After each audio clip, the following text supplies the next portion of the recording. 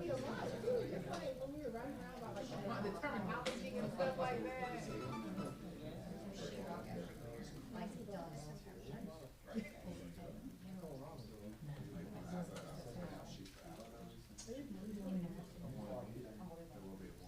Did they play with friends? Yeah, this, our shot is up. Yeah.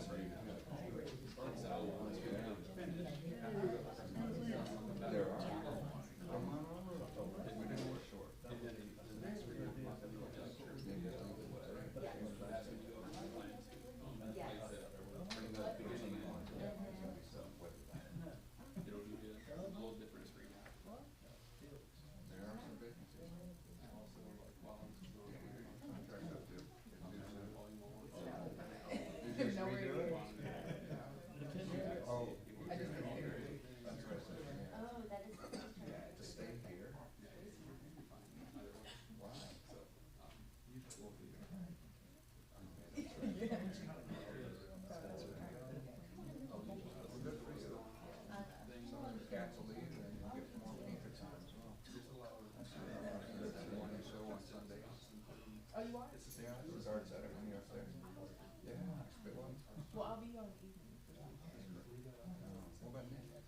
I will.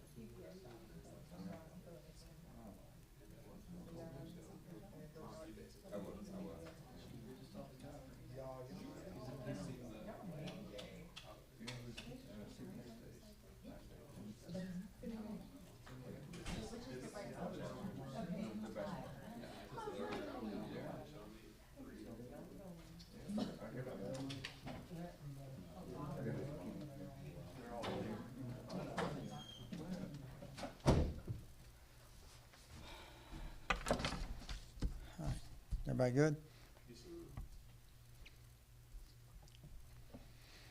A week and a half ago, I stood up here and said that those responsible for shooting our deputy would be held accountable. That wasn't a threat. That was just the facts, and that was a promise that we were making to the community that we were not going to allow these people to run around here and just shoot in houses and shoot anybody, which included our deputy. So we've made 4 arrests. We'll put their pictures up. Sean Wise, Rayshawn Laird, Demarius Rogers, Maury Shorten. And if you'll look at their date of births or their ages, you'll see how old they are. This is what we're up against. This age group, this generation right here are the ones who believe that that gun gives them power, gives them respect. But you're seeing what it's getting them. It's getting them in jail. All 4 of these are responsible for shooting Deputy Crawford and his fiancee, which was the 96th drive-by shooting that we've had in a house in Richland County. These 4 have been arrested since a week and a half ago when we talked about it. We've done 6 search warrants. In the meantime, we've arrested about 6 people total. We've seized 6 guns. One of the guns ballistically matched to the guns that we used to shoot our deputy and his fiancee. I didn't want anybody to think it was a threat when I stood up here a week and a half ago and talked about what we were going to do, because it wasn't a threat. It was a promise that not only am I tired of these drive-by shootings, but this community of Richland County is sick and tired of it too.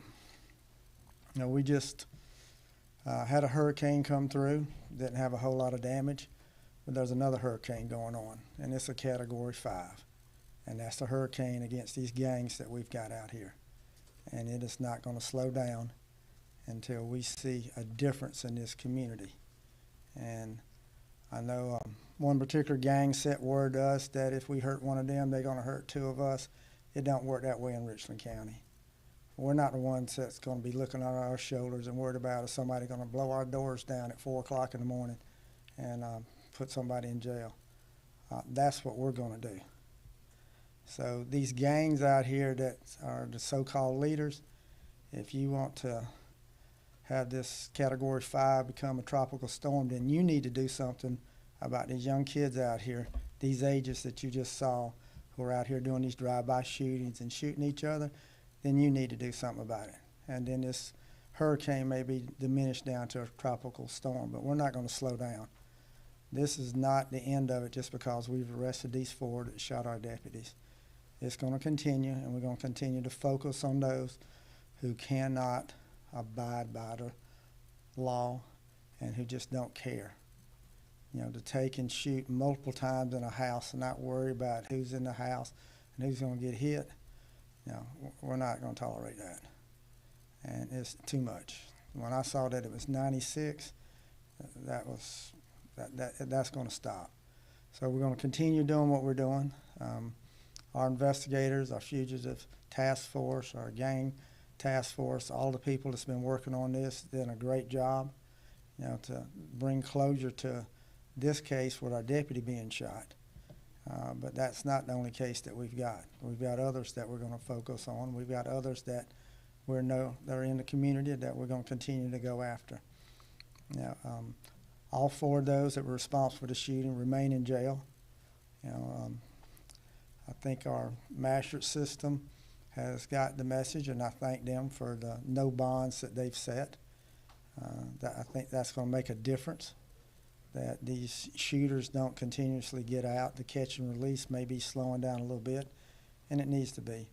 But our guys and girls who work these cases have done a great job. They've put a lot of effort into it, used all the resources that we've got, helping the community. I can't overemphasize how this community in Richland County is just sick of this. They're sick of me standing up here talking about young people who are involved in shootings, the young people who continuously just go out here with these guns.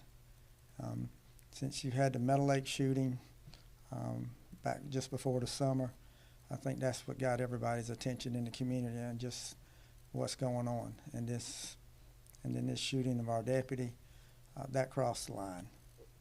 That if you want to talk about a line being crossed, that was it. So, you know, the rest of those out there in the community that's involved in gangs, get ready. We're coming for you too.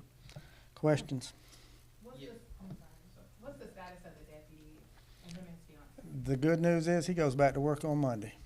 He'll be back in his school as a school resource officer on Monday. So they're both recovering. He's recovered enough that he's ready to go back to work and work with the young people that he has such an impact and influence on their lives. So that's good news. You had mentioned 96 drive-by shootings. Is that just this year in Richland County? That was as of a week and a half ago, when this Deputy Crawford's house was the 96th one that we've had this year. Just do the math on how many that is. Again, you know, how much bravery does it take to sneak up to somebody's house, you know, at night and fire a bunch of shots and run away like a little girl? You know, just all scared and just run away, and because that makes you big and bad to shoot up in somebody's house, you know, late at night when nobody can see it. That's bad. And you also mentioned there were 6 arrests made, 4 obviously being responsible for the shooting. No, there's four arrests made for the responsible for the shooting, but we've done other arrests also. Gotcha. Now, there's other cases that we had that on the peripheral of this case that we did search warrants on and seized some guns. We worked the city of Columbia in one of their cases and did one of the search warrants for them in the county and made some arrests and got some guns. So we're getting the guns off the street, but we're getting the people who are holding those guns off the street too. Any of the 4 suspects in this incident, do they have prior records? I don't know. I don't know. Right now, it doesn't matter. They're all charged with 8 counts of attempted murder. That's pretty significant right there. And these 4 suspects, they are gang affiliated? This was a gang-related shooting. Gangs are involved in this. Again, You know, we're not going to allow the gangs to control Columbia and Richland County. They tried that in 2000 when we had a gang war here. At that time, we had a lot of denial that gangs even existed in Columbia, and that contributed to the growth of the gangs and allowing the gangs. And it took, unfortunately, it took some young people to get killed before the community stood up and said, "Yeah, well, there's gangs here," and then the community got involved. That's the point we're at right now. The community is getting involved now. Different organizations are doing things now that may have slowed down a little bit because we were successful. When I say we, the community was successful in slowing down the gang activity, and so people kind of slowed down. Now it's ramped back up, so the community's ramping back up too. This is the #1 concern of most people in Columbia areas is the violence, the shootings, young people with guns. I get asked all the time, what's the 3 top problems we got? Same one, kids with guns, kids with guns, kids with guns. That's what we're focusing on. Can you share some of the details of what the gang intervention strategy might be? About their what? If you have a gang intervention strategy or an attempt to combat these gangs? Education and enforcement. I'm talking about the enforcement part today, locking them up. The education part is education with our parents and our adults, how to recognize gangs, but also education of the young people about, you know, if you get involved in a gang, what's going to happen is I'm going to probably put your picture up here and your name on you going to jail and holding you accountable. You know, so again, that gun and being involved in the gang is going to get you 1 or 2 places. It's going to be in the cemetery or get you in jail. Did the investigators establish a motive behind the incident? Yes, the target was not our deputy. The target was some other family members that were in the house. So yeah, we know what the motive was. It was shooting at some other family members, our deputy. And that's, again, goes back to what I said earlier, is that when you just shoot multiple times in a house and you don't care who's in there and who gets shot, that's the mentality they have. Okay, thank y'all.